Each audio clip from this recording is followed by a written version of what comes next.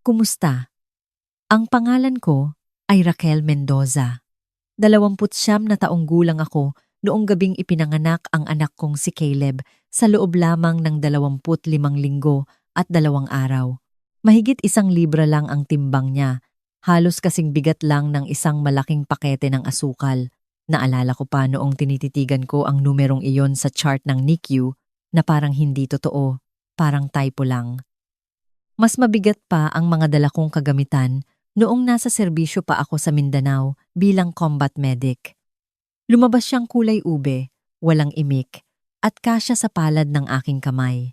Walang dramatikong iyak, puro huni lang ng mga makina, nagliliparang mga kable, at mga nurse na sumisigaw na parang nasa gitna ng bakbakan. Ang asawa kong si Marco ay nasa training noon sa Scout Rangers. Kaya nang i-text ko siya ng, "Nandito na siya. Buhay pero hirap. Ang tanging nagawa niya ay tawagan ako habang humahagulgol." Hindi ako umiyak. Wala akong panahong umiyak. Ang NICU ang naging bago kong larangan ng digmaan. Naranasan mo na bang gawing mas madilim ng sarili mong pamilya ang pinakakritikal na sandali ng buhay mo?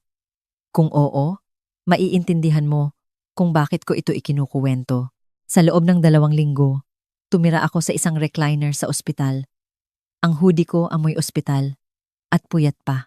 Ang tunog ng oxygen monitor ang pumalit sa alarm clock ko.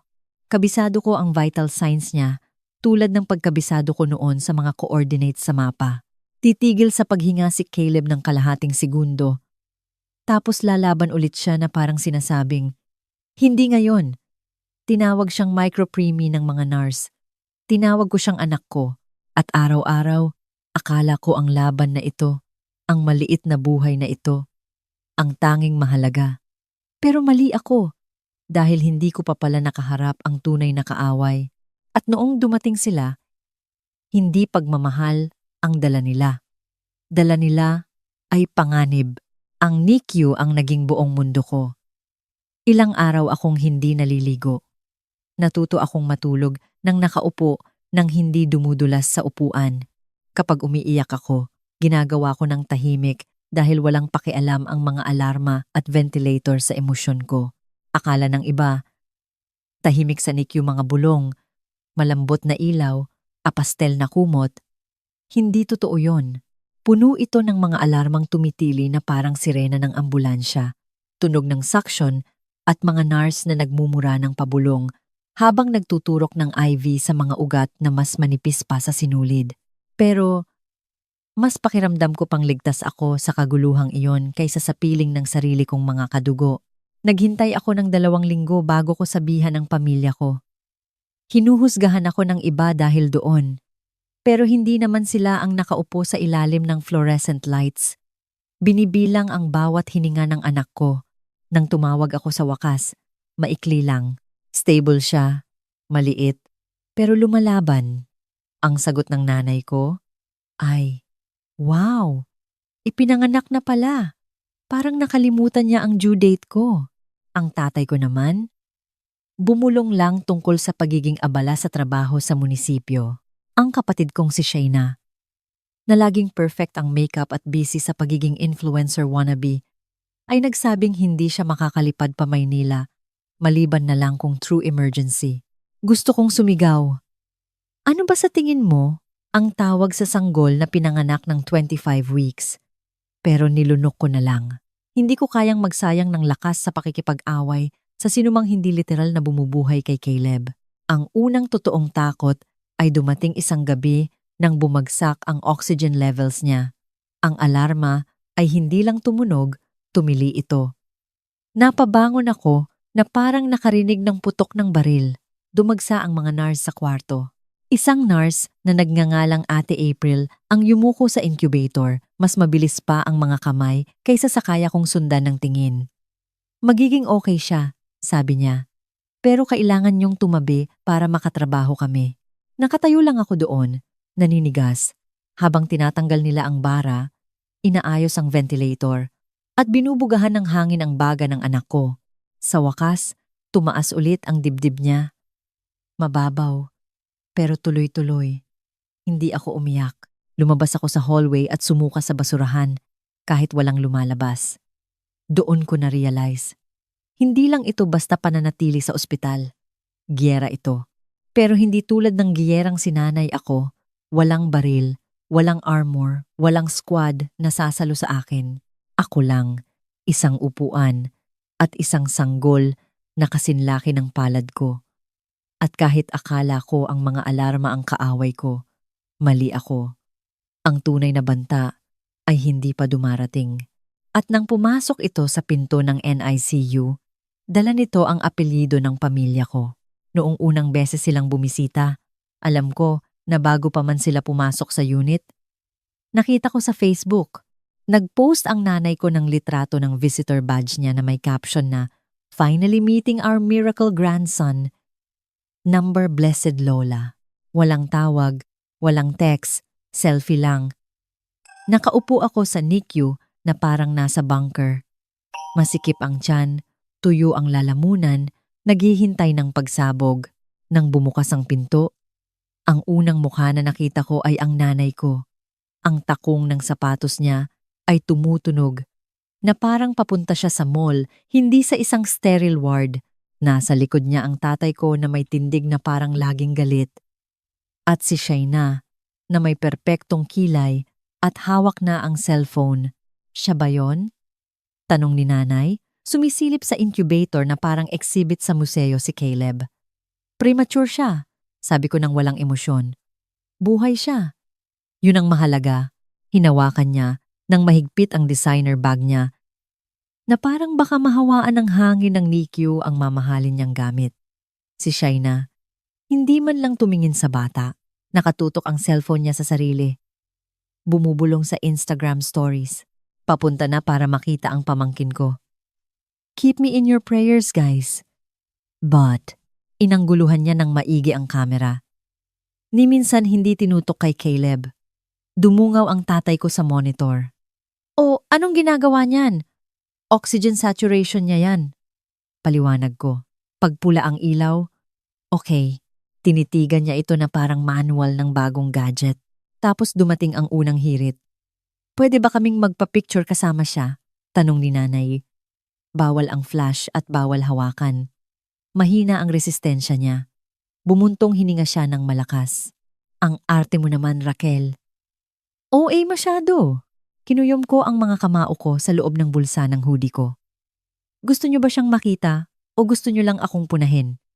"Hay nako," sabi niya, sabay kumpas ng kamay. "Lagi ka na lang masyadong seryoso." Sa wakas, tumingin si Shaina. "Ate, may charger ba kayo dito? Low bat na ako eh. May online interview ako para sa scholarship ko in 1 hour. Kailangan ko mag-charge." May lounge sa dulo ng hallway. Sabi ko, hindi gumagalaw. Ang pangit ng signal ng wifi doon at ang dilim. Reklamo niya. Doon napansin ng tatay ko ang matingkad na pulang saksakan sa likod ng monitor ni Caleb. Ang saksakan na may nakasulat na medical equipment only. Ayun oh. Gumagana yan? Sabi niya sabay turo. Bumilis ang tibok ng puso ko. Wag na wag mong susubukan. Saksakan lang naman yan. Bulong niya. Inaabot na ang kawad. "Tay, tama na." Pero hindi tumigil ang kamay niya. Tumili ang makina. Ang mga numero ni Caleb ay naging flatline sa screen. Ang mga nurse ay lumingon ng sabay-sabay na parang mga sundalong nakakita ng kalaban. Napasinghap ang nanay ko. Nilapit ni Shaina ang cellphone niya at sa pangalawang pagkakataon sa buhay ni Caleb, napagtanto ko kung gaano kabilis na ang pagiging makasarili ng iba ay pwedeng magtulak sa kanya sa bingit ng kamatayan. At sa pagkakataong ito, hindi makina ang bumigo sa kanya. Kadugo ko. Ang monitor ay hindi lang tumunog. Humiyaw ito. Ang mahaba at matinis na tunog na iyon ang nagpalingon sa lahat ng nurse. Nawala ang vital signs ni Caleb sa screen na parang may nagpatay ng kuryente. Hawak pa rin ng tatay ko ang kable ng charger. "Bakit tumutunog ng ganoon?" Tanong niya, nagtataka pa. Humakbang si Shaina, nakataas ang telepono. 5 minutes lang naman, Ate Raquel. Yung interview ko ibaba mo yung lecheng cellphone na yan." Sigaw ko. Tumakbo papasok si Nurse April na parang nasusunog ang sapatos niya. Halos hindi gumagalaw ang dibdib ni Caleb. Ang mga labi niya ay nagiging kulay na hindi dapat makita ng sinumang magulang. Si Ate April at isa pang nurse ay nagtulungan. Muling kinabit ang kagamitan, nag-manual pump ng oxygen at tiningnan ang pulso. Ang mga binti ko ay parang nakasemento sa sahig. Hinawakan ako ni nanay sa braso na parang pinatatahan ang batang pasaway. Anak, huminahon ka nga. Hindi naman siya mamamatay eh. Hinablot ko pabalik ang braso ko. Tinanggal niyo ang life support niya? Para sa tawag sa telepono. Okay lang siya, bulong ni tatay. Matibay ang mga bata. Ang boses ni Ate April ay parang latigo. Security! Ilabas niyo sila ngayon din! Ang mga sumunod na sandali ay malabo. Ineskortan ng mga guwardiya ang mga magulang ko habang nagrereklamo si nanay tungkol sa kabastusan daw ng staff. Si tatay naman tungkol sa pagiging OA namin. At si Shaina, nakanguso pa rin dahil sa battery percentage niya. Sa wakas, dahan-dahang umakyat ulit ang oxygen ni Caleb. Bawat ilaw sa monitor ay parang munting pagkabuhay na mag-uli. Hindi ako umiyak. Hindi nga ako huminga hanggang sa tumango nang mariin sa akin si Ate April. Tapos, sumuray-suray ako sa hallway, idinikit ang noo sa malamig na pader at dumuwal hanggang sa humapdi ang lalamunan ko. 2 minuto at 17 segundo. Ganoon katagal na unplug ang monitor. Ganoon katagal bago napatunayan ng pamilya ko na mas mahalaga ang convenience nila kaysa sa buhay ng anak ko. Gumawa ng incident report ang security. Nangako si Ate April na tetestigo siya para sa akin. Pero ang umaalingaw-ngaw sa isip ko ay hindi ang mga alarma, kundi ang boses ng nanay ko. Walang pakialam, mapagbalat kayo. Calm down, Raquel. 5 minutes lang naman. Hindi. Iyon. 5 minutes. Buhay ng anak ko ang nakabitin sa sinulid. At trinato lang nila itong parang maliit na abala. Hinarap ko na ang putukan ng baril, mga bomba sa daan, mga commander na hindi marunong magbasa ng mapa, pero wala nang mas sasakit pa sa katotohanang ang sarili ko pang kadugo ang mas delikado kaysa sa larangan ng digmaan. Noong gabing iyon, naupo ako sa tabi ng incubator ni Caleb. Tuwid ang likod, nakabukas ang notebook, sinusulat ang bawat detalye oras. Sinabi, ginawa. Hindi na ako nanginginig. Hindi na ako nagpapanik. Nagdo-document na ako dahil hindi na nanalo sa giyera ang panik. Paghahanda ang susi. At doon ko napagdesisyonan kung gusto ng pamilya ko ng giyera. Pagbibigyan ko sila. Hindi ko sila sinigawan. Hindi ako nag-post ng galit na status sa Facebook. Ginawa ko ang itinuro sa akin ng army. Gumawa ako ng war chest. Mga screenshot ng Instagram story ni Shaina, ang post ng nanay ko tungkol sa miracle grandson, ang incident report ng ospital, at kahit ang kuha sa CCTV kung saan hawak ng tatay ko ang tinanggal na kable. Isa-isa, inipon ko sila na parang bala. Sa gabi, habang tulog si Caleb, gumawa ako ng tahimik na mga email sa scholarship board ni Shaina sa med school na ina-applyan niya. Please review the character of this applicant. Hindi nagtagal. Inakyat ng komite ang file niya para sa ethics review. Isang malabong clip mula sa security ng NICU ang kumalat sa social media. Hindi mo naririnig ang alarma. Pero kitang-kita mo ang tatay ko na tinatanggal ang saksakan habang nag-aayos ng buhok si Shaina. Sa loob ng ilang oras, kumalat ang hashtag na #UnplugBaby. Iniwan siya ng mga sponsors niya. Kinutya siya ng mga kaklase niya. Nag-private account siya, tapos nanahimik. Pero hindi nabubura ng pananahimik ang ebidensya. Tapos umabot ang ganti sa mga magulang ko. Si tatay, na nagtatrabaho sa logistics ng gobyerno, ay nasuspinde dahil sa negligence at conduct unbecoming. Ang mga amiga ni nanay sa simbahan at sa club ay tahimik na umiwas sa kanya. Reputasyon, ang lagi nilang panangga. Ngayon, abo na ito.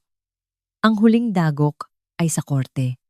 Tinawag ito ng abogado kong si Jake. Kung ano talaga ito, reckless, Imprudence, resulting in physical injuries at paglabag sa child abuse law. Umamin si tatay sa criminal negligence, 6 na buwan sa kulungan. Kumuha ng deal si nanay, community service, at bawal lumapit sa anumang pasilidad medikal sa loob ng 3 taon. Hindi nakasuhan si Shaina. Pero ang pangalan niya ay laging nakadikit sa bawat balita. Sapat na para tapusin ang karera niya. Bago pa man magsimula, hindi ako ngumiti. Hindi ako umiyak. Nakaupo lang ako sa malamig na courtroom habang tinitingnan ng huwes ang nanay ko at sinabing, inilagay niyo sa panganib ang isang sanggol para sa charger ng cellphone. Sa tingin ko hindi niyo naiintindihan ang bigat noon. Iyon ang araw na napagtanto ko na nawala na sa kanila ang lahat ng ginagamit nilang sandata, katayuan, reputasyon, impluwensya, at ang tanging kinailangan lang ay ang hindi ko pananahimik. Pero ang tunay na hustisya ay wala sa korte. Naghihintay ito sa bahay kasama si Caleb. Umuwi si Caleb. Pagkalipas ng 3 buwan, wala ng monitor, walang tangke ng oxygen, car seat lang, at mga bagang sapat na ang lakas para huminga mag-isa. Hindi kami nagpa-party. Walang lobo, walang lechon, skin to skin lang sa sofa. Mabilis pero panatag ang tibok ng puso niya laban sa akin. Bumulong si Marco, na itawid natin. At sa unang pagkakataon, sa loob ng ilang buwan, naniwala ako sa kanya. Sa gabi, nakaupo ako sa kwarto niya na pininturahan ng kulay sage green. Inisip ko ang sulat na ipinadala ng mga magulang ko mula sa probinsya. Humihingi ng fresh start o patawad. Isinilid ko ito sa drawer ng hindi sumasagot. May mga basurang hindi na dapat pag-aksayahan ng panahon kahit para lang gupitin. Dahil ang pamilya hindi na susukat sa dugo. Ang pamilya ay kung sino ang sumisipot. Ang pamilya ay nagpoprotekta. Ang pamilya ay hindi nagtatanggal ng saksakan ng buhay mo dahil 10% na lang ang cellphone nila. Lumakas si Caleb. Unang ngiti, unang dapa, unang gewang-gewang na hakbang sa sala namin habang tumitili sa tuwa. Hindi ko vinideo. May mga sandaling dapat manatili lang sa alaala. Noong 4 na taong gulang na siya, tinanong niya kung bakit wala siyang lolo at lola tulad ng mga kalaro niya. Lumuhod ako at sinabi sa kanya ang totoo. Ang bahaging mahalaga, may mga taong hindi ligtas kasama. Kahit kamag-anak pa natin sila, kaya gumawa tayo ng sarili nating pamilya, yung klase na po protektahan ka. Tumango siya ng seryoso. Tapos tinanong niya, si Lola Nurse April. Lola ko siya, di ba? Tumpak. Sabi ko, nang gabing iyon, naglaro siya ng doktor-doktoran kasama ang teddy bear niya. May hawak na laro ang monitor sa dibdib nito. All good, deklara niya. At alam kong tama siya. Ang pinakamakapangyarihang paghihiganti ay hindi maingay. Hindi ito galit. Ito ay ang pagtatakda ng hangganan o boundaries. Ito ay ang pagpili sa pagmamahal kaysa sa pamana o utang na loob. Ito ay ang pagprotekta sa kinabukasan, sa halip na pagtakpan ang nakaraan, nawala ng trabaho ang mga magulang ko. Nawala ang reputasyon nila. Nawalan sila ng pwesto sa buhay namin. Hindi ko sila sinira.